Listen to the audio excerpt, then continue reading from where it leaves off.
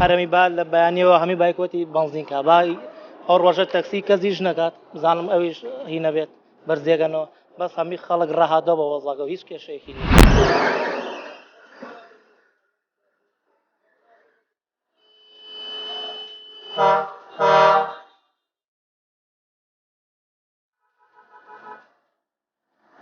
داخلیەکە لێرانە دەستێ ڕاگرێ بۆ ناو بازار پێی بڵێ 3000 لێ زۆرە بە 2000 ئێمە لە ترێبانزین بە 700 دینار بێ بێ نەیبم ئەبێ سیارەکەم ڕاگرم من ئەوە تا سیارەکەم لێ ڕاگرتووە بەخوا لە بەیانی و داخلیەکەم تێ نەکرد.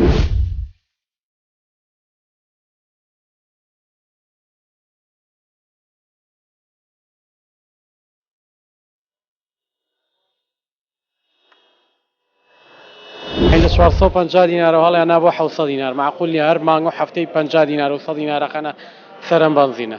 ئەوان ئیرادیان نیە دوو ئیدارە بکەنەوە بە یەک لە ساڵی 97ەوە دوو ئیدارەیان بۆ ناکرێتەوە بە یەک ئێستا هیچ ناکەن یەن بنزین بۆ تۆ هەرزانەکەن.